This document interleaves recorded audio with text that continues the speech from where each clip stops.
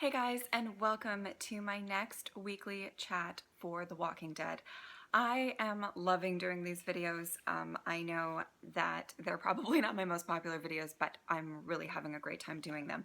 So I took notes as usual, and I rewatched the episode and everything. A lot of the things that I'm going to touch on, I feel like are very continuous from the last episode. I feel like so many things are kind of, it really does seem like it's going to be like it's like one big episode right now. They're very continuous.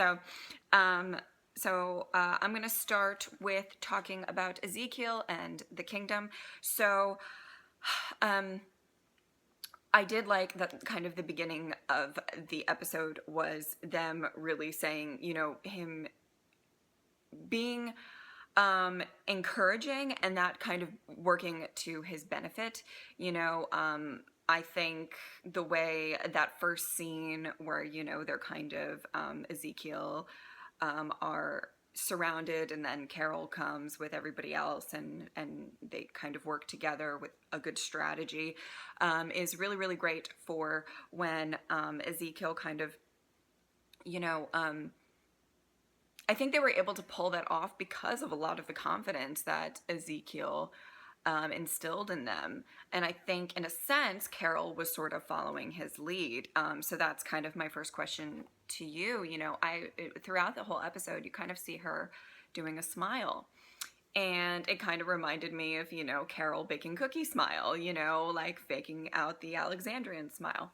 So it's interesting. Do you guys think that she is trying to follow his lead in that sort of regard where it's kind of faking it until you make it? And unfortunately, the end of the episode kind of ended in complete horror, so I'm not entirely sure that this is going to end well for them. However, I kind of like the approach of being encouraging during such a kind of stressful and horrible time. And it's going to be really difficult, I think, because to watch whatever is going to happen next, because I think Ezekiel specifically, especially, loves his people so very much, and losing his people, any of them, is going to be very difficult for him. And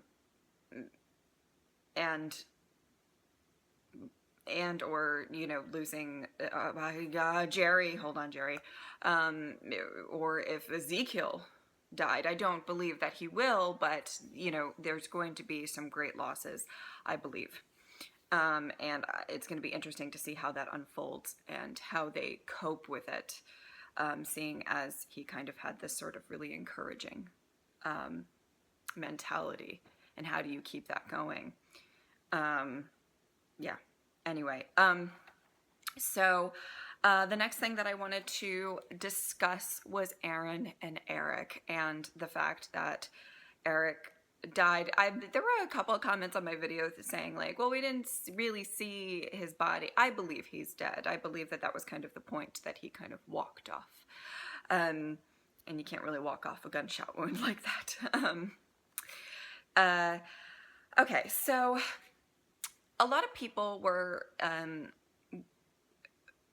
questioning why it was so upsetting to see Eric go.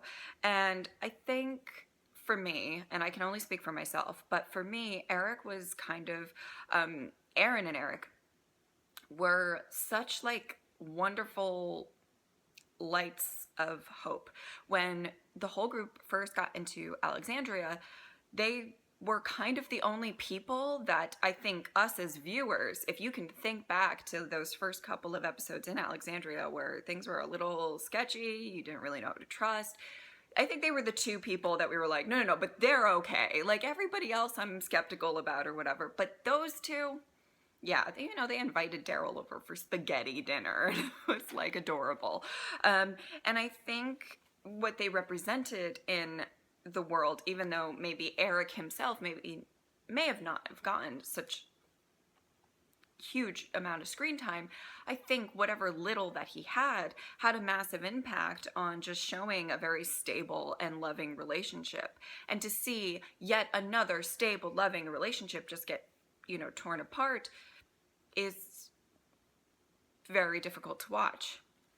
And I felt like Aaron was always a fairly solid character. He was there the day that Negan killed Abraham and Glenn. However, I believe that Aaron still didn't, though he felt that, he wasn't as far gone in the way of losses as everybody else was, and now he's kind of onto that as well. I will say I do like the idea of him taking Gracie to the hilltop.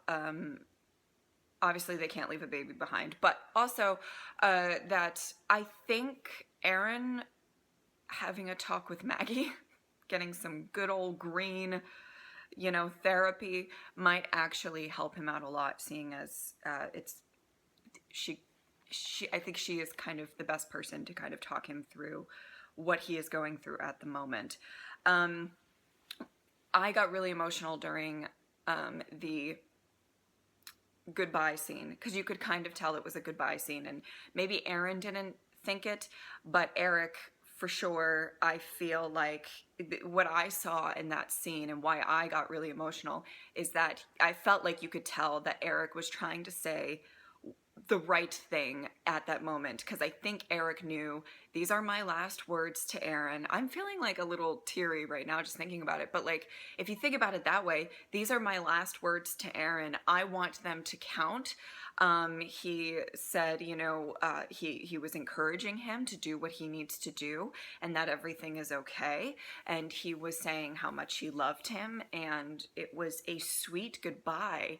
And I think in that moment, Eric was being really strong for Aaron, because I think Eric knew that he was going to die. I think he knew that these were his last moments with the love of his life.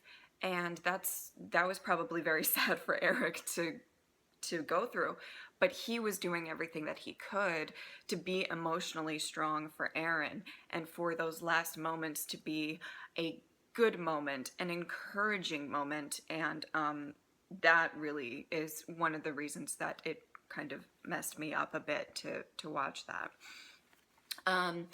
So yeah, okay, so now I'm just going to move on to Maggie letting Gregory in. What do you guys think? This is definitely going to be one of those ones where I kind of pose the question off to you guys. Was it a good decision? What were her motivations? I like that she said he's not worth killing, because as we have seen, which I will get into in a second in this episode, every time you kill somebody, you lose a little bit of yourself, or maybe not, but in general, I think that that's a fair assumption to make. And I kind of like that she said that, like, he is not worth me losing a bit of my humanity. I also believe that she let him in, or let me know what you guys think. Why did she let him in? Do you think that there was a kindness, or do you think she wants to keep an eye on him? I think that there's a part of her that, just wants to keep an eye on him. And if they keep him close, then he can't fuck everything up, you know what I mean? But yeah, so let me know what you guys think about Maggie letting Gregory in. So a huge theme of this episode, because the episode was called Monsters. We all monsters. That was a huge theme of like people on both sides being monsters. So now I'm going to talk about Morgan versus Jesus.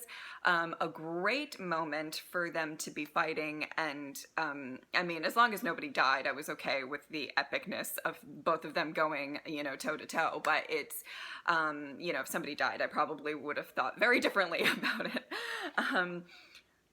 So I liked when they were walking with the prisoners and Jesus kind of said, "We don't execute," and Morgan said, "I have." So it kind of gave Jesus a little bit of insight into maybe the past of Morgan a little bit. We kind of know everything that Morgan's been through and the like opposite sides of the spectrum that he's sort of been at. But I don't think Jesus really knows about that. You know what I'm saying? So I thought that was really kind of an interesting exchange. I liked when Morgan said, once you turn, you don't go back. You cannot go back. Whereas, when we think about probably what was his moment of turning, Dwayne dying, I would assume, he lost it after that. Obviously, we saw clear, and it was kind of, that was the moment. Now, he was able to, I think, come to terms with some things when he met Eastman and stuff, but I don't necessarily think that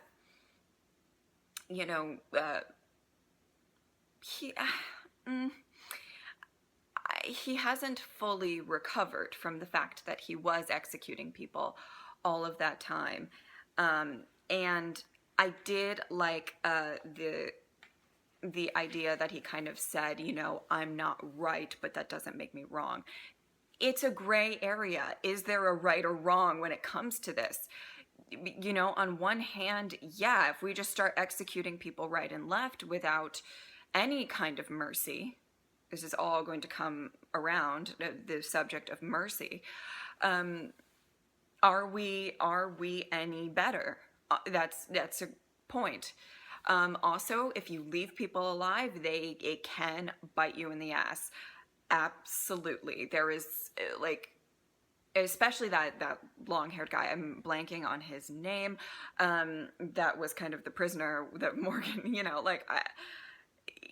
I totally believe if you let him live, he will fuck you over in the end, for sure. So I think that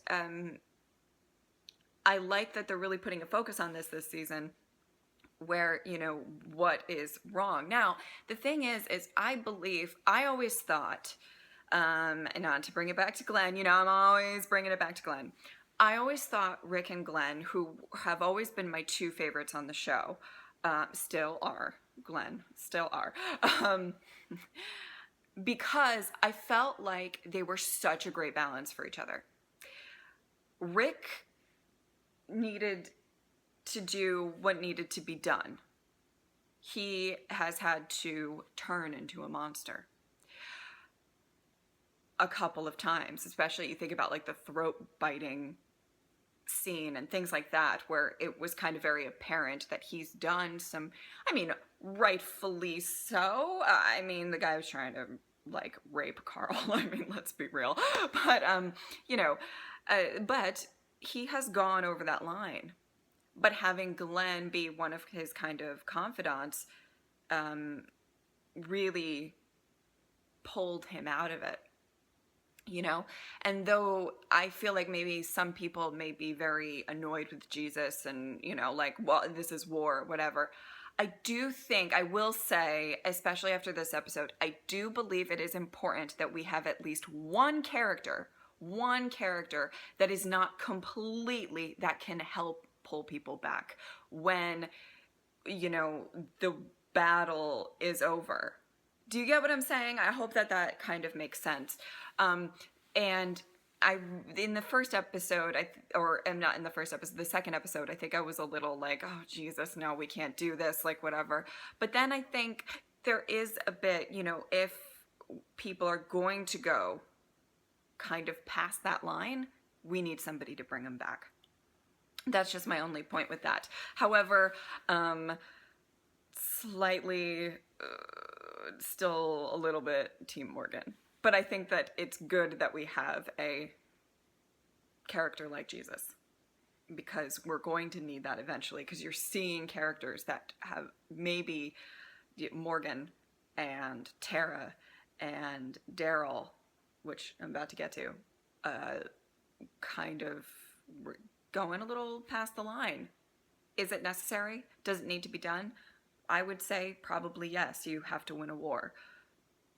But So let me know what you guys think about that. And hopefully that all made a whole lot of sense. I tried to make that make sense.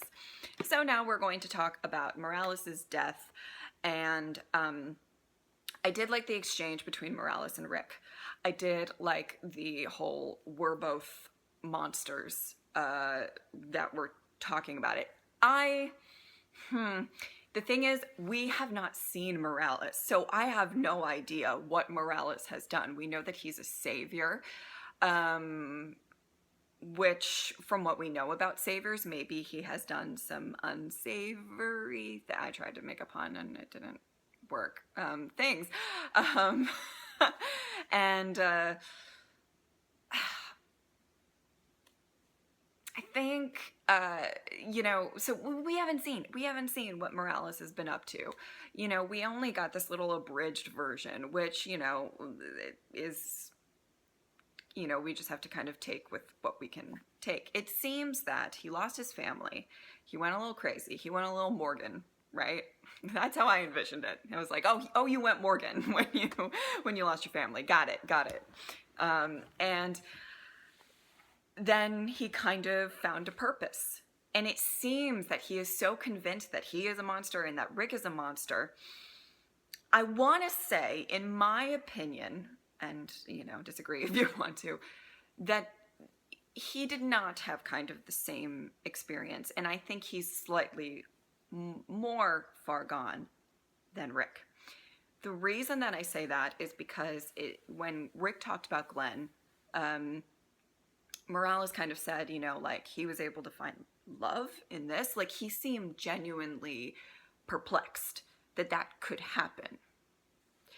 So it seems to me that Morales, this is my opinion of analyzing the scene as best as I can, that Morales, had a family, lost the family, went to cuckoo crazy town, and kind of accepted the fact that this is the way the world is now. Kill or be killed, no emotions about it, join the saviors, whatever. Whereas I believe Rick and people like that are hoping to have a better tomorrow. The visions of it. I think, just to be,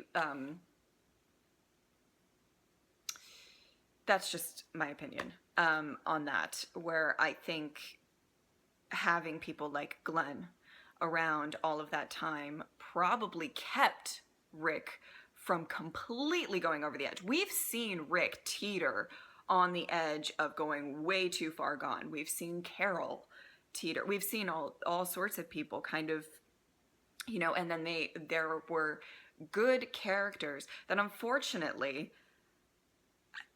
the way that I view it is kind of like that they were just sort of like wonderful.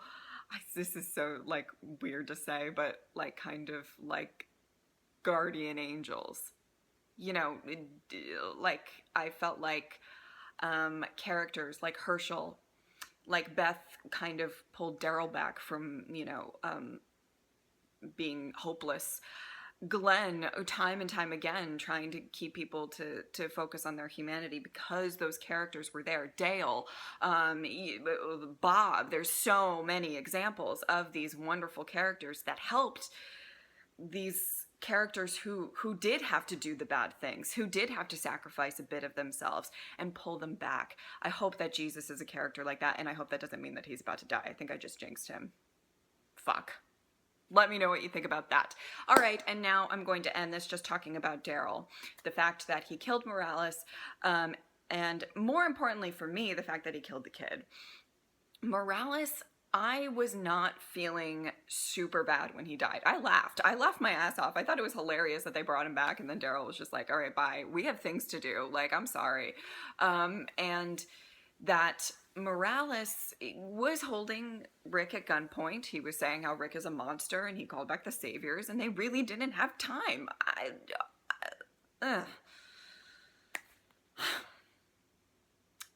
That's my opinion on that. However, the kid at the end, that was something that was a little, it was interesting to see Rick's face be like, what?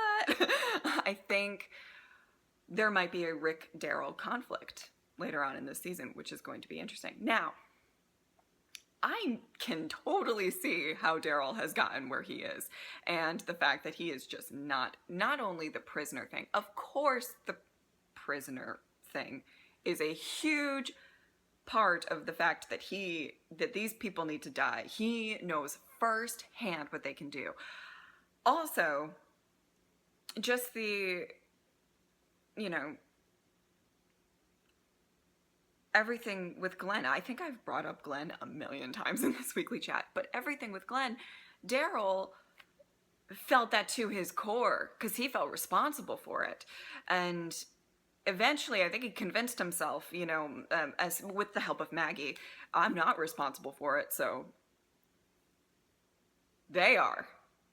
Let's do this. Lock and load, So let me know what you guys think. Do you think that Daryl is right in, taking no prisoners? Listen, we don't have time for that. Do you think he will be able to be pulled back? Do you think he should be able to be pulled back? I think those are kind of all of the sort of things that I wanted to touch on for this. But you can definitely tell that the theme of this episode was really about, being a monster yourself. Can you get pulled back from that? And should you in this time of war, in after everything that they've done, maybe rewatch a little bit of season 7 and maybe they deserve it. Maybe they don't. Maybe Jesus is right. Let me know what you guys think, because I find this stuff is why I really love The Walking Dead, because I love talking about this stuff, and is there really a right or wrong, the way, like Morgan said. And some people watching this video will say Morgan is absolutely wrong. Some people say Morgan is absolutely right. And that's what makes the world what it is. And that's why I love this show, because they are not scared to go into that a little bit. So yeah, thank you guys so much for watching. I will see you next time. Bye.